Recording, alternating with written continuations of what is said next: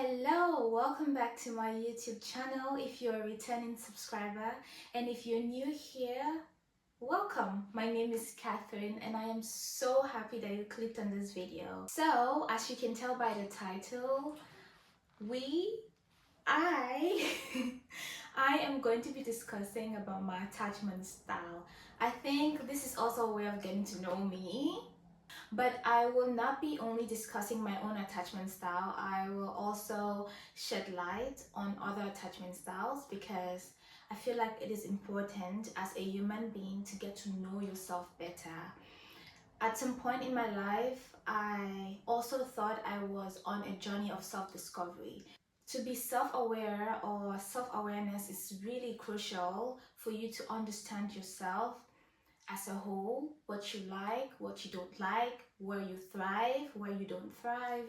And most importantly, you're going to learn about your strengths and your weaknesses. I think that as a human being, learning about yourself, getting to know yourself as a person is also important for your personal development and your personal growth. So attachment is actually a theory. It's called the attachment theory. So this theory was developed by John Bowlby, and I have a simple definition written down here that I would like to read.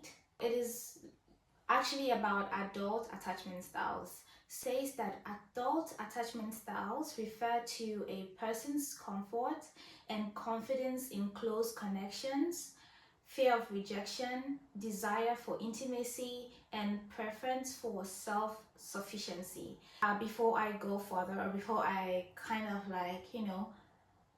share with you the different types of attachment styles, which maybe most of you know or all of you know, these attachment styles according to Answorth, and she also did like a strange situation assessment. I actually watched the video. So this is how the assessment is being done. A mom and her child are in a room. So then a stranger would come in and then start talking with the mom, and then after some time the mom will leave the baby in the room alone with the stranger, and you will see how the baby will react.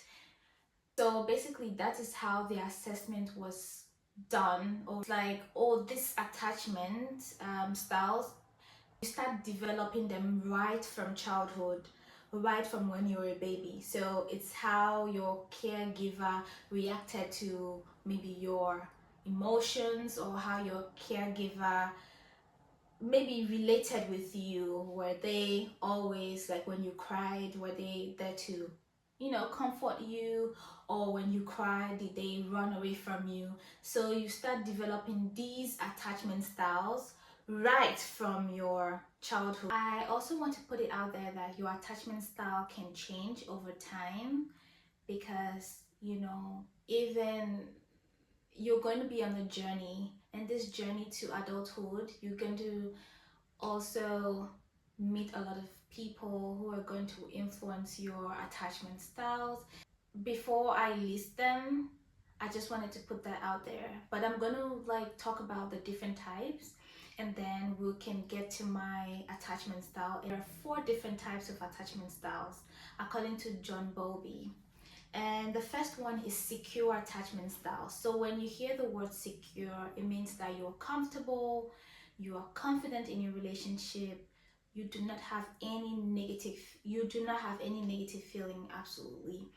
And yeah, so in your relationships with people, you trust them, you feel confident, you feel comfortable. The second type of attachment style is anxious attachment style, wherein like you feel anxious already. The word anxious, you fear abandonment. So the main thing, maybe the worst feeling you can actually feel when you have anxious attachment style, is that you fear abandonment. You fear that people, like, maybe people are going to leave you, they're going to abandon you. So there's this feeling that you do not feel that you're good enough. You don't feel confident, you don't feel comfortable. And third one is avoidant attachment style. So with this one, if you have this attachment style, you would fear commitment. You would actually crave connection, in a sense that you're afraid that you're going to be overly dependent on someone else. Your freedom is going to be taken away. Last one is disorganized attachment style, which is also known as fearful avoidant attachment style. So with this attachment style, if you have it, you feel that you cannot trust people. You also fear that people are going to disappoint you, that people are going to just basically hurt your feelings, like hurt you.